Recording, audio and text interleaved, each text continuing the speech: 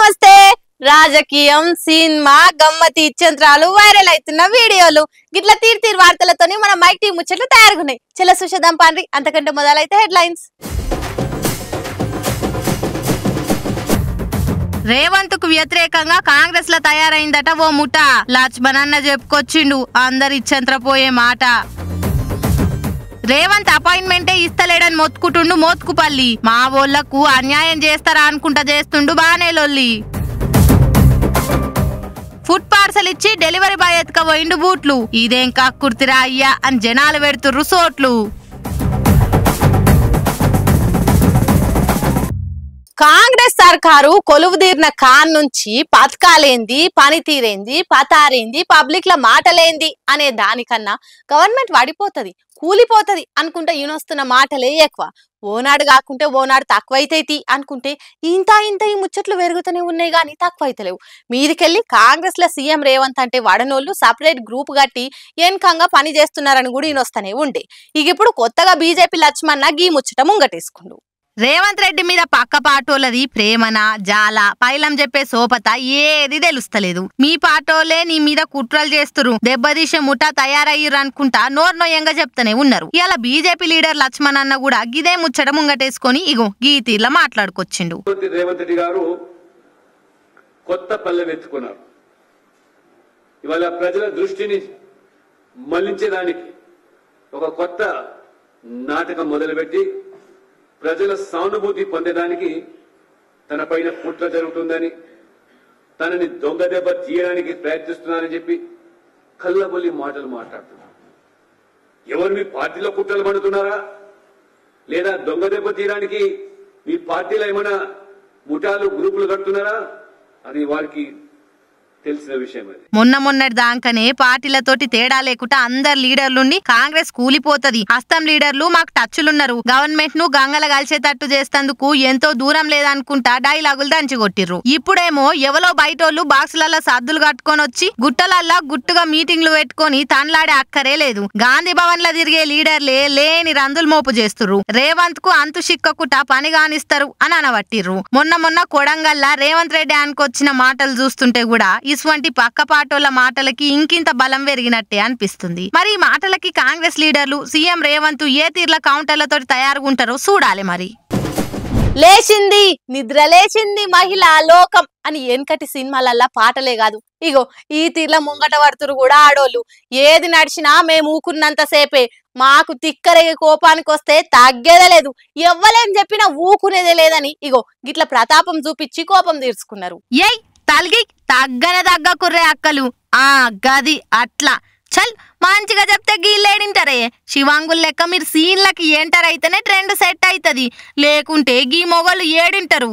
ఏమంటారు మామూలుగా లేదు కదా అక్కల ఉక్రోషం. ఎందుకు అనుకుంటురు మళ్ళా? ఆదిలాబాద్ తలమడుగు మండలం కోసాయి ఊర్లే మొగోళ్ళంతా తాగి పానాలు ఖరాబ్ చేసుకుందే కాకుండా ఇంటి నాగం చేస్తుర్రని కళ్ళు దుకాణాలు బంద్ చేయమని అడుక్కుర్రు. అయినా సుత పైసల కాశవాడి దుకాణ పోళ్ళు తాగుడుకు అలవాటై ఇంటి మొగోళ్ళు ఎవ్వలింటలేరని ఆళ్లే సీన్లకి ఎంటరై గిట్ల ఏడి కాడికి ప్యాకెట్లు బాటిళ్లు అన్ని వలగొట్టి నడి రోడ్ల మీద పారబోసిర్రు. ఎందుకే అక్కలు మళ్ళా గిట్ల చేసిర్రు అని అడిగితే, లేకపోతే ఏందిరా మంచిగా చెప్తే శవున పెడుతురా అసలు మా మాట? వాళ్ళు తాగి పానాలు పోతే మా ఇండ్లు మునుగయ్యా, మా బతుకులు మా పిల్లగాన్ల భవిష్యత్తు ఏం కావాలి? అందుకే గిట్లా చేసినాం, మేం చేసిందేమన్నా తప్ప? మనిషికో మాట గొడ్డుకో దెబ్బ అన్నట్టు చేసి చూపించిర్రు. గట్లుంటది మళ్ళీ ఆడోళ్లతోని, మనిషికో మాట గొడ్డుకో దెబ్బ అన్నట్టు చేసి చూపించిర్రు. అలా కోపాన్ని తీర్చుకున్నారు. ఇక కాంగ్రెస్ పార్టీ జనాలకి ఏం చేస్తలేదు, అసలు సీఎం గా రేవంత్ రెడ్డి ఏం పనితనం చూపిస్తలేడు, మమ్మల్ని పట్టించుకుంటూనే లేడు, మాకు న్యాయం చేస్తలేడు అనుకుంటా స్పేస్ లేకపోయినా క్రియేట్ చేసుకొని మరి పక్క పాటోళ్ళు ఒక తీరుగా తిట్టిపోసుడు మస్తు కామని.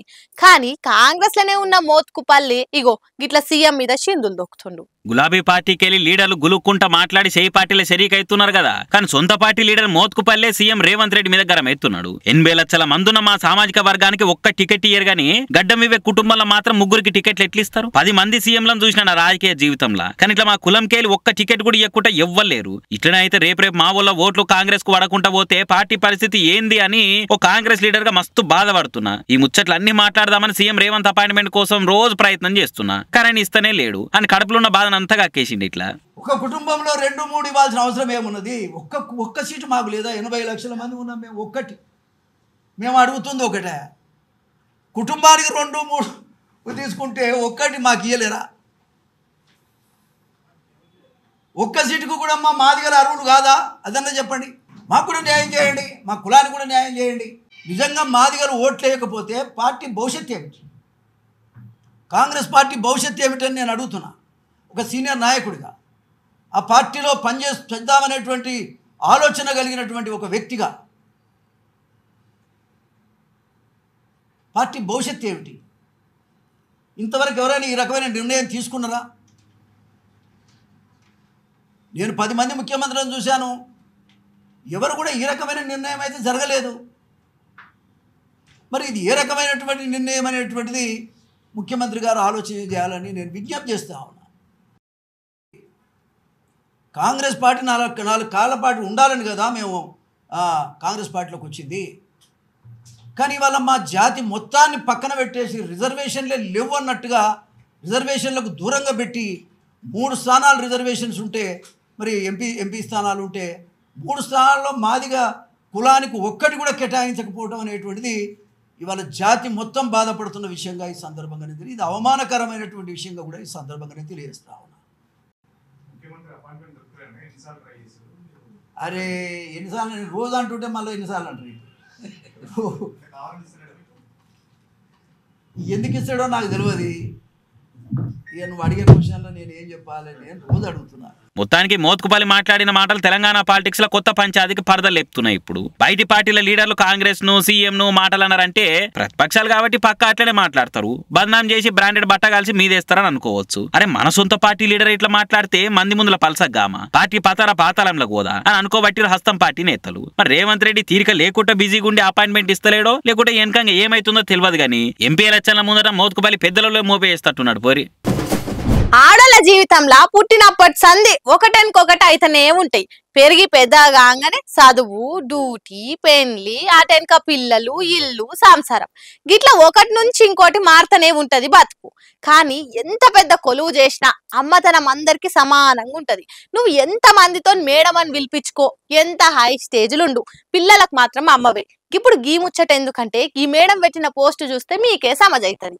పోరాడు చూడుండ్రి ఎంత హుషారున్నాడో. సూపర్ మ్యాన్ టీ షర్ట్ వేసుకొని సూపర్ మ్యాన్ లెక్కనే ఫీల్ అయిపోయి శంగ దుంకులాడుతున్నాడు. ఇంతకీ ఎవరనుకుంటున్నారు గీ పిల్లగాడు? IAS officer Pamela Satpathy madam కొడుకు. ఇక ఎండుకాలం సెలవులు షురు అయ్యి పోరాడి ఇంటికాడ ఎండలకి ఏడేడ తిరుగుతాడో, ఏమేం ఘనకార్యాలు చేసి ఆగం చేస్తాడో అని గిట్ల మేడం వెంబట ఆఫీస్ కు దొలుకొచ్చుకుంది. ఐఏఎస్ ఆఫీసర్ అంటుర్రు. మేడం వాళ్ళ ఇంట్లో పనోళ్ళే కర్వా అంటే ఇక పిల్లగా నల్లరి అందరు కూకెలాడనిపించేది కదా. ఏమైనా కోతి పనులు చేసిన ఒక మాట అందామంటే మేడం కొడుకాయే. తిండి సక్క తినకపోయినా, చెప్పిన మాట తినకపోయినా ఎవ్వలేమన్నరాయే. జర అమ్మతో ఉంటేనైనా యాలకింత తినబెడుతుంది, అమ్ముందని భయం ఉంటదని పామేలా మేడం వాళ్ళ పిల్లగా నల్లరి వీడియో తీసి ట్విట్టర్ లో పెట్టింది.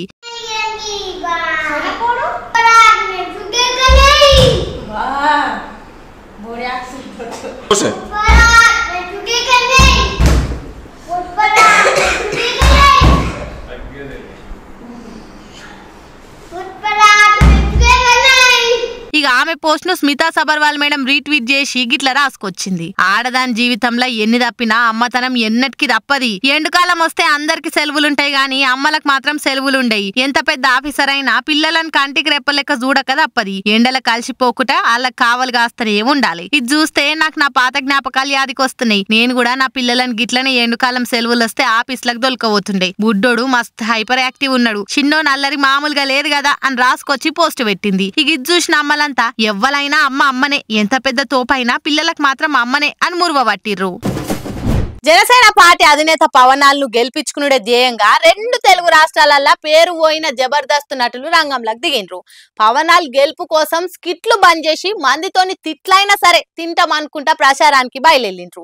ఎంతమంది జబర్దస్తోలు రంగంలోకి దిగిండ్రో మీరే చూడుండ్రి. అమ్మో, పిఠాపురంలో పవనాల్ సార్ గెలుపు ఖాయమైనట్టే కొడుతుంది ఈసారి. మరి సార్ కోసం సార్ను మించిన ఇమేజ్ పతారున్న జబర్దస్త్ యాక్టర్లు వచ్చి ప్రసారం చేస్తుడంటే చిన్నముచ్చట్న.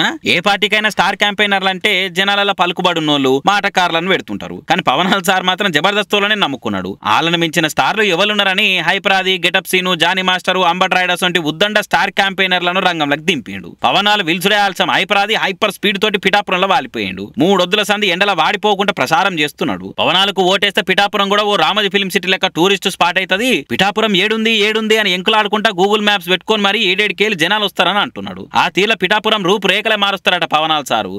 మేమంతా చాలా విస్తృతంగా ప్రచారం చేస్తున్నామండి. ఎక్కడికి వెళ్ళినా కూడా అందరూ చాలా ఉత్సాహంగా, కార్యకర్తలు అందరూ చాలా ఉత్సాహంగా పనిచేస్తున్నారు. మాతో పాటు ఎలాగైతే టీడీపీ శ్రేణులు కానీ బీజేపీ శ్రేణులు కానీ అందరూ కూడా మాతో కలిసి ఉత్సాహంగా పనిచేస్తున్నారు. ముఖ్యంగా వర్మ గారికి చాలా థ్యాంక్ యూ చెప్పుకోవాలి. వర్మ గారి సపోర్టు చాలా చాలా చాలా బాగుందన్నమాట. ఎందుకంటే ఇక్కడ ఆల్రెడీ వర్మ గారు ఇక్కడ ఆల్రెడీ ఒక టైంలో గెలిచిన వ్యక్తి, అలాగే ఇక్కడ ఉన్న వాళ్ళందరితో చాలా అనుబంధం ఉన్న వ్యక్తి. ఆయన కూడా పవన్ కళ్యాణ్ గారికి చాలా సపోర్ట్ చేస్తున్నారు. అలాగే బీజేపీకి సంబంధించిన వాళ్ళు కూడా చాలా సపోర్ట్ చేస్తున్నారు. వీళ్ళందరి సపోర్ట్ తో పవన్ కళ్యాణ్ గారు ఇక్కడ భారీ మెజారిటీతో గెలవబోతున్నారండి. ఇక జబర్దస్త్ మాటలు, పవనాలు, సినిమా డైలాగులతోటి ప్రచారణ తిరుగుతున్నారు ఈ స్టార్ క్యాంపెయినర్లు. మరి ఉద్దండ స్టార్ క్యాంపెయినర్ల ప్రచారంతో పవనాలకు వాడే ఓట్లకు ఈవీఎంలే సరిపోవు కావచ్చు. మరి అట్లుంటది జనసేన స్టార్ క్యాంపెయినర్లు అంటే అని మస్తుగా మురుస్తున్నారు జన సైనికులు కూడా. నిన్న జనగా మార్కెట్లో అయిన కథ తెలిసిందే కదా. గవర్నమెంట్ ఇస్తామన్న 500 బోనస్ ఏమో గాని ఉన్న ధరలకెళ్ళి కూడా 600 కోత పెట్టిండ్రు వడ్లు కొనేటోళ్ళు.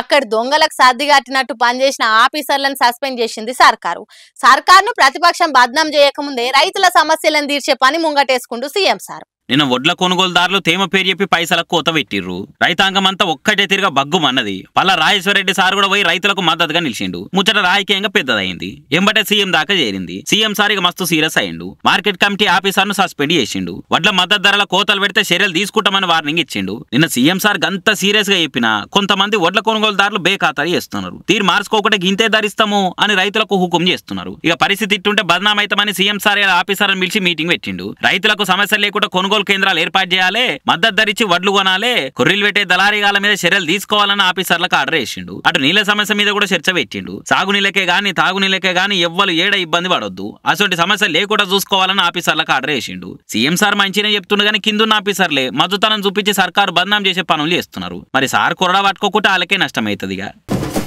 ఉమ్మడి వరంగల్ జిల్లాల లీడర్ల నడుమ మాటలు తూటాలు వేల్చున్నాయి. ముఖ్యంగా కడియం శ్రీహరిని ఆయన బిడ్డను బీజేపీ వాళ్ళు బీఆర్ఎస్ వాళ్ళు గట్టిగానే టార్గెట్ చేసిండ్రు. ఎట్లా అంటే సూటిపోటి మాటలు అనుకుంటా గట్టిగానే సురుకులు పెడుతురుగా. కడియం సార్ బిడ్డకు బీఆర్ఎస్ వాళ్ళు సీట్ ఇస్తే కాదని పోయి కాంగ్రెస్ లో చేరిండు. అయితే టీఆర్ఎస్ నేత ప్రకాష్ సార్ ఉండి కేసీఆర్ కు కడియం చేసిన ద్రోహం ఎవ్వరు చేయలేదు. కేసీఆర్ ఆయనకిచ్చినంత గౌరవం ఎవ్వరికి ఇయ్యలేదు. ఆర్థిక సాయం కూడా చేసిండు. ఆయన కూడా ద్రోహం చేసి కాంగ్రెస్ లో చేరిండని అన్నాడు. కడియం సీఆర్ ఏదైతే ప్రజలకు చెప్తున్నాడో రూపాయి తీసుకోలేదు బీఆర్ఎస్ నుంచి అని, ఇది పచ్చి అబద్ధం అని నేను చెప్తున్నా.